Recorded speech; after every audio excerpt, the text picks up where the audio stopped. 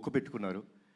Cinema release అయిన రోజు మేము తిరుపతికి వెళ్తున్నాం, కాలినడకన స్వామివారిని దర్శించుకుంటాం. అప్పటి వరకు ఆవిడ నాన్ వెజ్ తిన్నన్నారు.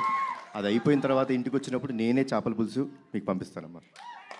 గుడికి వెళ్ళి వచ్చిన తర్వాత నాన్ వెజ్ తినకూడదు, తర్వాత మన నాన్ వెజ్ ఎప్పుడు చెప్తే అప్పుడు. థ్యాంక్ యూ బాబు. నిజంగా బాబు చెప్పినట్టు ఆ మొక్కు ఉంది మాకు, మీ చేతుల్లో ఉంది. మీరే మాకు దేవుళ్ళు. ఈ సినిమా పెద్ద హిట్ చేయాలి. సో ఈ రకంగా డైరెక్టర్ గారు నాకు అది చెప్పారు. అండ్ దెన్ 1 year తర్వాత మళ్ళీ వచ్చి అమ్మ పర్ఫెక్ట్ అయింది, ఒకసారి వినండి అన్నారు. విన్నాను. సెట్ చాలా బాగా వచ్చింది, చిన్న చిన్న మార్పులను చేశారు అని చెప్పారు. దీంట్లో ఫైట్ కూడా ఉందమ్మా అన్నారు. సరేలే నీకెవరు. తర్వాత అందరూ మేడం ఒక యాక్షన్ సినిమా చేయండి బాగుంటుంది అన్నారు. నేను కుదురుతుందా నిజంగా? యాక్షన్ సినిమా అంటే అప్పుడంటే సబ్జెక్టులు స్టోరీలు అలా వచ్చేవి, ఇప్పుడు చాలా రేర్, అది రావడం అనేది ఇంపాసిబుల్. కానీ ఈ సినిమాలో నిజంగా అది కుదిరింది అనేటప్పటికీ సో నేను అనుకున్నాను ఓకే, నా అభిమానులు ఫుల్ మీల్స్ దొరుకుతుంది, డెఫినెట్గా లైక్ చేస్తారని నేను అనుకున్నాను. అండ్ యాక్సెప్ట్ చేశాను. షూటింగ్ వెళ్ళాం, అద్భుతంగా వచ్చింది. యాక్షన్ సీన్ చేస్తున్నప్పుడు కొంచెం అందరూ టెన్షన్ పడ్డారు. అంటే యంగర్ డేస్లో అయితే అలా అలా చేసుకుంటూ వెళ్ళిపోయాం. ఇట్ ఇస్ లిటిల్ ఛాలెంజ్ నాకు ఇప్పుడు.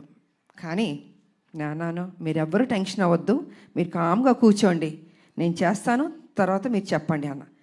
సరే మొత్తం ఫైట్ మాస్టర్ వాళ్ళు వీళ్ళు వచ్చారు, రెడీ చేశారు. ఫస్ట్ షాట్ ఇది అని ఫైట్ మాస్టర్ చెప్పాడు. చూశాను ఒకసారి, టేక్ అన్నాను. కెమెరా ఆన్ అయింది.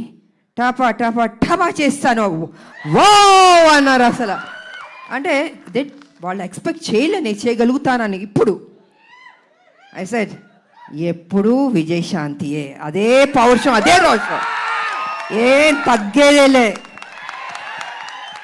ఎంత ఏజ్ అయినా ఇలాగే ఉంటాను, స్ట్రాంగ్గానే ఉంటాను. ఎందుకంటే అమ్మ అని అంటున్నారు కదా, మా అమ్మ నాన్న ఆ డిసిప్లిన్ చెప్పి నేర్పించి ఒక క్రమశిక్షణతో నన్ను పెంచబట్టే ఈరోజు మీ అందరి ఆశీర్వాదంతో నేను ఈ స్థాయికి రాగలిగాను. కమిట్మెంట్, డెడికేషన్ అది ఉండాలి ప్రతి మనిషికి.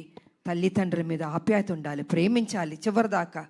వాళ్ళు ఉన్నప్పుడు ఆ విలువ తెలీదు, వాళ్ళు లేనప్పుడే అయ్యో మా అమ్మ లేదు, మా నాన్న లేరు అనిపిస్తుంది. అందుకే వాళ్ళు ఎంతకాలం బతికున్నా ఆ ప్రేమగా చూసుకోండి, ఆప్యాయతగా చూసుకోండి. అదే మీకు శ్రీరామ రక్ష అని మీ ఇప్పుడు జనరేషన్కి నేను చెప్పదలుచుకుంది. కాబట్టి ఇంకా ప్రొడ్యూసర్స్ అంటారా, బాబు గారు ప్రొడ్యూసరు, సునీల్ గారు, అశోక్ గారు చెప్పక్కర్లేదు, అద్భుతంగా ఖర్చుకు వెనకాడలేదు.